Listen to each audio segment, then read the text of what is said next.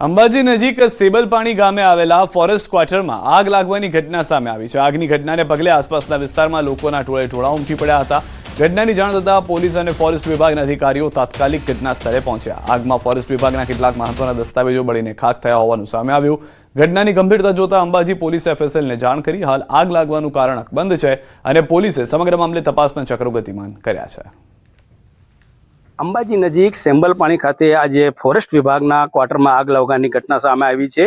આજે બપોર બાદ કહી શકાય છે કે અંબાજી નજીક લગભગ 12 કિલોમીટર દૂર આવેલું સેમ્બલપાણી ખાતે જે વન વિભાગનું ક્વાર્ટર છે તેના અંદર આગ લાગવાની ઘટના સામે આવી, જેને લઈને જે આપણે જોઈ રહ્યા છો અનેક કાગળો જે છે, દસ્તાવેજી કાગળો છે એ બળીને ખાખ થઈ ગયેલા છે અને કહી શકાય છે કે જે ક્વાર્ટર્સ છે ક્વાર્ટર્સમાં પણ આગ લાગી છે અને હાલ તબક્કે જે રીતે આપણે જોઈ શકાય છે ક્વાર્ટરના અંદર જે પલંગ છે, ગાદલા છે અને ઘર વખરી જે અંદર જોવા મળી રહી છે, ઓફિસની જે સામાન સામગ્રી છે એમાં આગ લાગેલી જોવા મળી રહી છે અને હાલ તબક્કે જે રીતે આગ કયા કારણોસર લાગી છે કંઈ પણ જાતનો આનો ખુલાસો થયો નથી કે આગ કયા કારણોસર લાગવા પામી છે, પણ ચોક્કસપણે જે પોલીસ અને ફાયર ફાઈટર છે ઘટના સ્થળ પહોંચ્યું છે અને સંપૂર્ણપણે જે આગ છે આગને કાબૂમાં લઈ લીધી છે। કોઈ પણ જાતની નીચેની ઘટના જોવા મળી નથી રહી, કોઈ જાનહાનિ જોવા નથી મળી રહી, પણ ચોક્કસપણે કેટલાક દસ્તાવેજી કાગળો ચોક્કસ બળ્યા છે, પણ હાલ તબક્કે સંપૂર્ણ આગ કંટ્રોલમાં લેવાય છે અને પોલીસે આ બાબતેની વધુ તપાસ હાથ ધરી છે। મહેન્દ્ર અગ્રવાલ, ન્યૂઝ 18 ગુજરાતી, સેમ્બલપાણી, અંબાજી।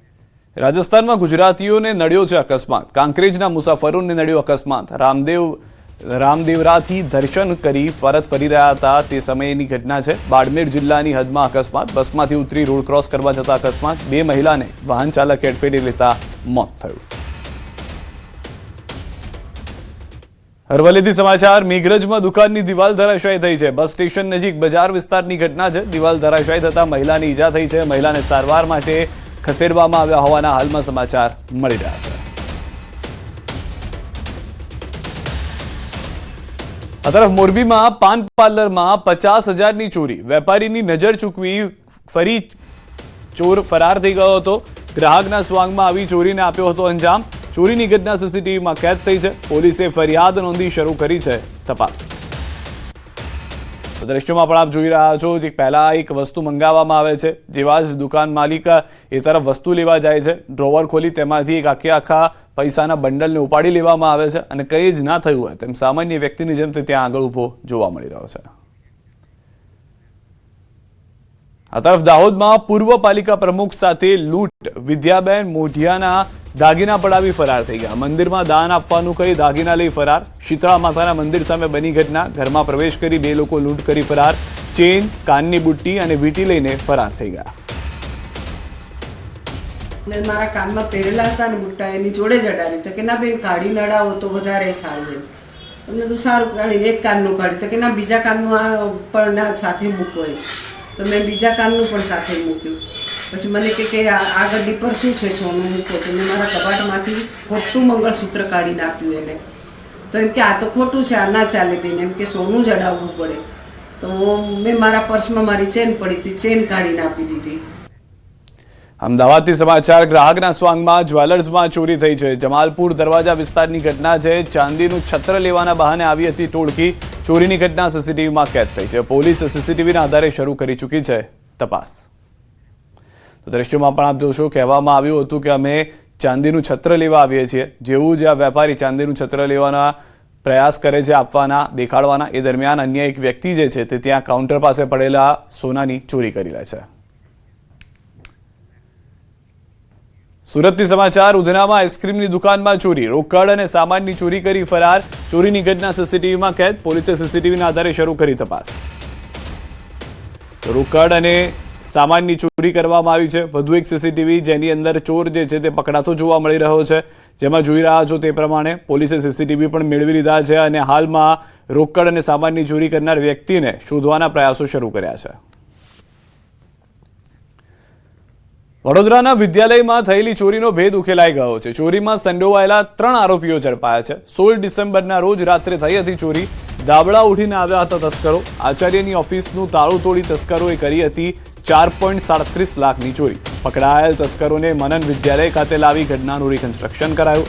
શિનોર પીઆઈ સહિત પોલીસ સ્ટાફ રિકન્સ્ટ્રક્શન સમયે હાજર રહ્યો। ક્રિકેટર હાર્દિક પંડ્યા બન્યા સુરતના મહેમાન। ગોંડલિયા પરિવારના લગ્ન પ્રસંગમાં આપી હાજરી। સુરત એરપોર્ટ પર ગર્લફ્રેન્ડ સાથે નજરે પડ્યા। ક્રિકેટ પ્રેમીઓ સુરત એરપોર્ટ પર પહોંચ્યા હતા। હાર્દિક પંડ્યા પણ ત્યાં આગળ જોવા મળ્યા હતા. સુરક્ષા પણ રાખવામાં આવી હતી જેથી કોઈ પણ અનિચ્છનીય ઘટના ન ઘટે. તો ક્રિકેટ પ્રેમીઓ પણ સુરતમાં હાર્દિક પંડ્યાને જોવા માટે ઉત્સુક જોવા મળી રહ્યા હતા. હાલમાં જ તેઓની T20 વર્લ્ડ કપ ટીમમાં પણ સમાવેશ કરવાની માહિતી પ્રાપ્ત થઈ છે. અરવલ્લી ગિરિમાળાને લઈને મંત્રીએ આપી છે પ્રતિક્રિયા. વન પર્યાવરણ મંત્રી પ્રવીણ માળીએ આપ્યું નિવેદન. અરવલ્લીની ગિરિમાળાઓ વધુ સંરક્ષિત થવાની છે. જો ખનન થતું હશે તો તેના પર રોક લગાવશે. ગિરિમાળા સુરક્ષિત છે, આગળ પણ સુરક્ષિત રહેશે. વિપક્ષના મિત્રોએ નેરેટિવ બનાવ્યું છે. એક પણ ઇંચ આપણી ટેકરીઓ ઓછી નહીં થાય તેવી મંત્રીએ ખાતરી આપી છે. વિપક્ષના મિત્રોએ જે નેરેટિવ બનાવ્યું છે કે અરવલ્લીની ગિરિમાળાઓ રહેશે નહીં, એ તમામ લોકોને મારે કહેવું છે કે આપણી ગિરિમાળાઓ પહેલા પણ સુરક્ષિત હતી. આપણી કુદરતી સંપદા છે, એને જાળવવાની જવાબદારી આપણી છે. રાજ્ય સરકારની પ્રાથમિકતા છે, વધુ સુરક્ષિત કરવાની છે. એક પણ ઇંચ કોઈ ખનન માટે નથી આપવાની અને એક પણ ઇંચ આપણી ટેકરીઓ ઓછી થવાની નથી. જૂનાગઢમાં પોરબંદર લોકસભાના સાંસદ ખેલ મહોત્સવનો ભવ્ય ફિનાલે યોજાયો. આ પ્રસંગે કેન્દ્રીય મંત્રી મનસુખ માંડવિયા અને વન મંત્રી અર્જુન મોઢવાડિયા ખાસ ઉપસ્થિત રહ્યા. ખેલ મહોત્સવમાં 12 વર્ષથી લઈને 82 વર્ષ સુધીના 30,000થી વધુ ખેલાડીઓએ ઉત્સાહભેર ભાગ લીધો. યુવા શક્તિથી લઈને વરિષ્ઠ નાગરિકો સુધી સૌએ રમતગમતના માધ્યમથી એકતા અને સ્વસ્થતાનો સંદેશ આપ્યો. ગુજરાતની અંદર પણ મારા લોકસભા ક્ષેત્ર પોરબંદરમાં પણ 38,000થી વધારે યુવક યુવતીઓએ સાંસદ ખેલ મહોત્સવમાં ભાગ લેવા માટે રજીસ્ટ્રેશન કરાવ્યું. સાંસદ ખેલ મહોત્સવના માધ્યમથી આજે એના સમાપન અવસરે આદરણીય મોદીજી ઉપસ્થિત રહી અને દેશના યુવાનો અને સાંસદ ખેલ મહોત્સવ આયોજન કરનાર સાંસદોને પ્રોત્સાહિત કર્યા, અભિનંદન પાઠવ્યા.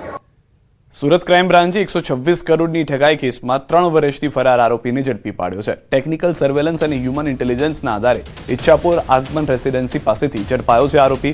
ધનંજય બારડ માસિક 4% નફાની લાલચ આપી રોકાણ કરાવતો હતો. નફો અને મૂળ રકમ પરત ન મળતા થઈ હતી ફરિયાદ.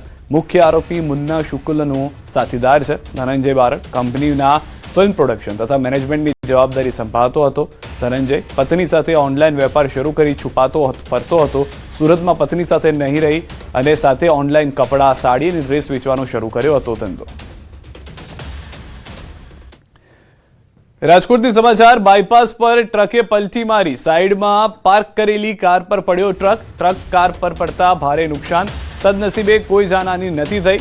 કારમાં અન્ય કોઈ વ્યક્તિ ન હોવાની જાણકારી છે, પરંતુ જે કારની પાછળના દ્રશ્યો આપ જોશો તો જાણે બુકડો બોલી ગયો હોય તેવા દ્રશ્યો જોવા મળી રહ્યા છે કે જ્યાં આગળ ટ્રક પલટી મારી અને સીધો જ કાર પર પડ્યો હતો, જેના કારણે કાર આખી ચગદાઈ ગઈ હતી. સુરતના ખડોદરા વિસ્તારમાં બાંગ્લાદેશમાં હિન્દુઓ પર થઈ રહેલા અત્યાચારના વિરોધ કરવામાં આવ્યો છે. વિશ્વ હિન્દુ પરિષદ દ્વારા બાંગ્લાદેશ મુર્દાબાદના પોસ્ટર્સ લગાવી ઉગ્ર વિરોધ પ્રદર્શન કરવામાં આવ્યું. રસ્તાઓ અને જાહેર સ્થળોએ પોસ્ટરો લગાવી આક્રોશ વ્યક્ત કરવામાં આવ્યો.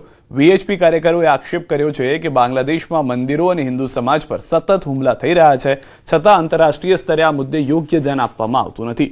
હાલમાં આ વિસ્તારમાં શાંતિપૂર્ણ માહોલ છે અને પોલીસ દ્વારા પરિસ્થિતિ પર નજર રાખવામાં આવી રહી છે. ये रास्ते पे जिसने भी लगाया वो लोग को थैंक यू, दिल से थैंक यू. और हमारे हिंदुओं के ऊपर बहुत अत्याचार हो रहा है. बांग्लादेश में जो भी हुआ उसके खिलाफ हम आवाज उठाएंगे. टीपू दास जी की जो हत्या निर्मम हत्या हुई है बांग्लादेश में, उसके विरोध में हमने यहाँ पे पोस्टर लगाया हुआ है. વડોદરાના ગંભીરા બ્રિજ દુર્ઘટના બાદ રાજ્યભરમાં નબળા અને જર્જરિત બ્રિજ પર ભારે વાહનો માટે પ્રતિબંધ મૂકી દેવામાં આવ્યો છે, પરંતુ પોરબંદર જિલ્લાની દેવભૂમિ દ્વારકા અને જામનગર સાથે જોડતા મહત્વના રાણાવાવ, ભાણવડ, ખંભાળિયા હાઈવે પર છેલ્લા 6 મહિનાથી 3 બ્રિજ ભારે વાહનો માટે બંધ રહેતા લોકો મુશ્કેલીમાં મુકાયા છે. બિલેશ્વર, ભૂખરાનેસ અને વમોડ પરના બ્રિજને જર્જરિત ગણીને ભારે વાહનો પર પ્રતિબંધ મુકાયો છે, પરંતુ હજુ સુધી ન તો ડાયવર્ઝન બનાવાયું છે અને ન તો રિપેર કરવામાં આવ્યો છે. પોરબંદર જામનગર સુધી જાય છે.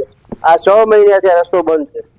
આ રસ્તો અહીંયા અમારે વિદ્યાર્થીઓને 5 પ્રાઇવેટ બસો અહીં છોકરાને લેવા માટે નિશાળના છોકરાને આવે છે. એ અહીંયાથી 1 કિલોમીટર ગામથી દૂર રહે છે.